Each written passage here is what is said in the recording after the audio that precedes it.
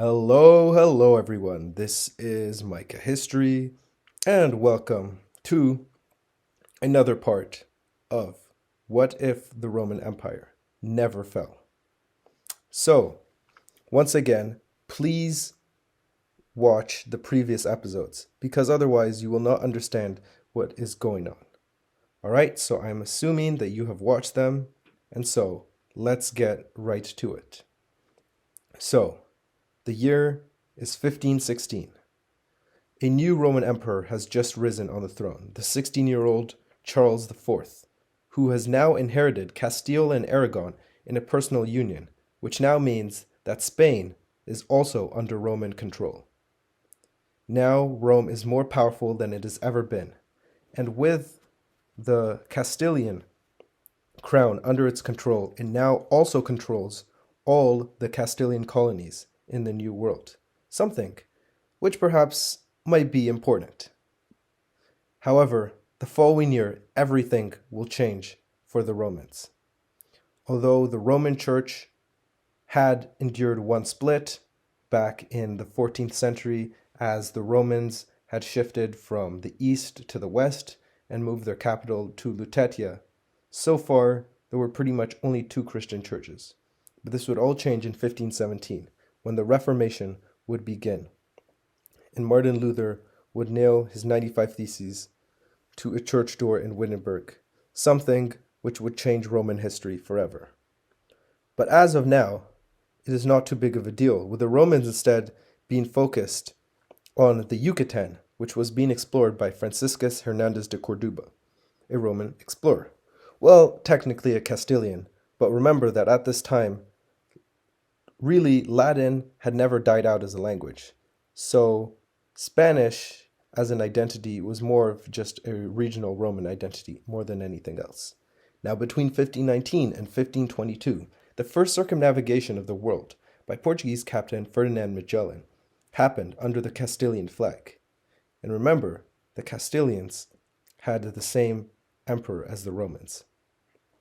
Between 1519 and 1521, meanwhile, the Aztecs were conquered by Castilian leader Hernan Cortes. Now, in 1520, with the death of Raphael, the High Renaissance comes to an end, and a new movement known as Mannerism takes over as the main current of the Renaissance. Now, although it had only been 4 years, the ideas of Luther had already began spreading, and the Romans, seeing his ideas as a threat, decide to completely ban Lutheranism in the Roman Empire. In 1523, meanwhile, Frisia is conquered, and in 1524, Joannes de Verrazano and Stephanus Gomez explore the eastern coast of the modern USA, adding more knowledge to the Romans and the Europeans of the world.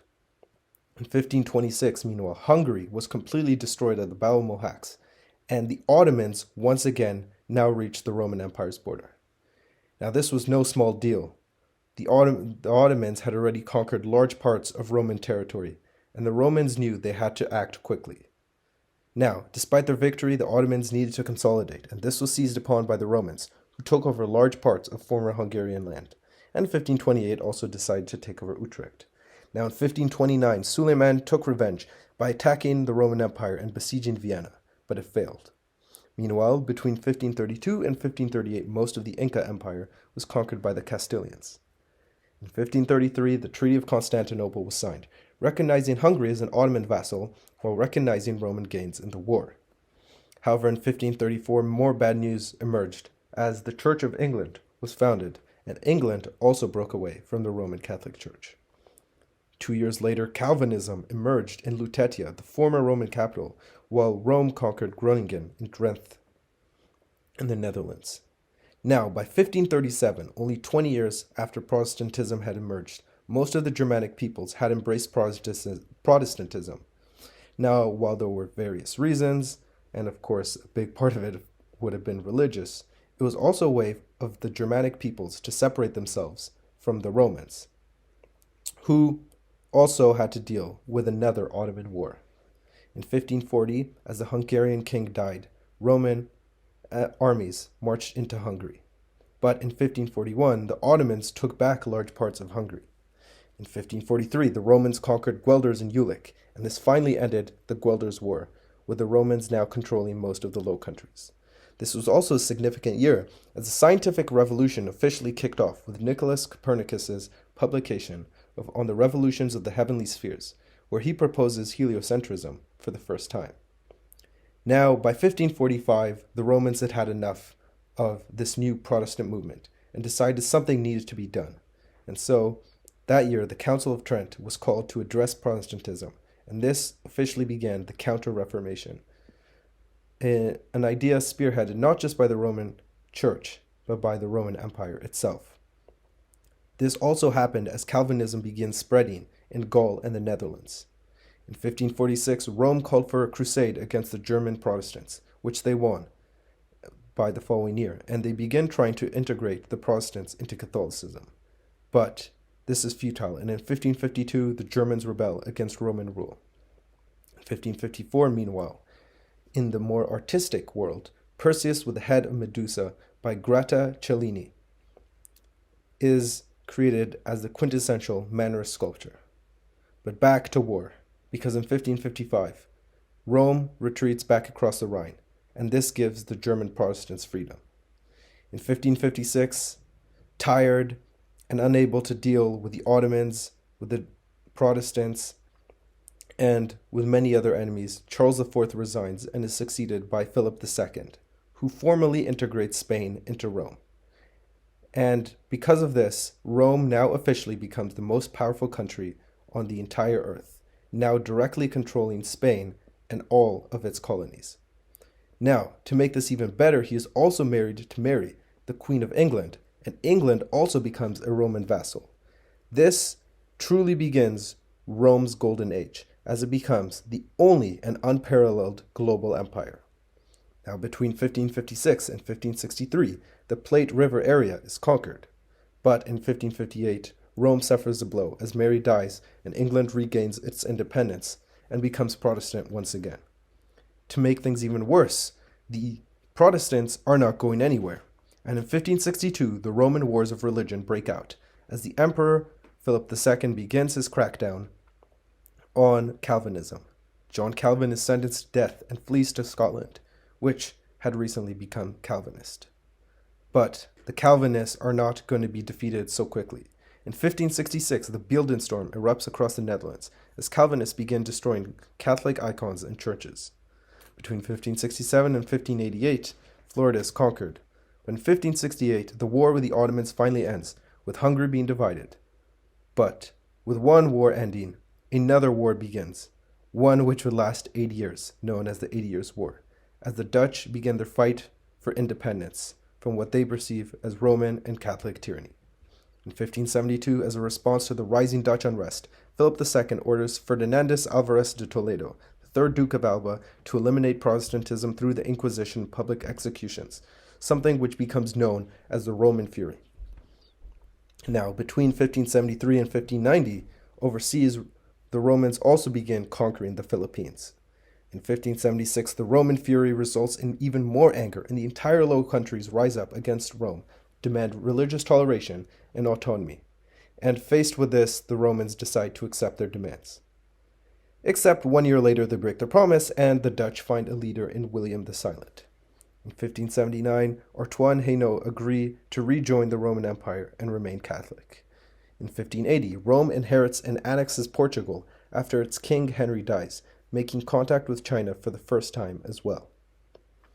Now, Rome fully controls the Iberian Peninsula once again.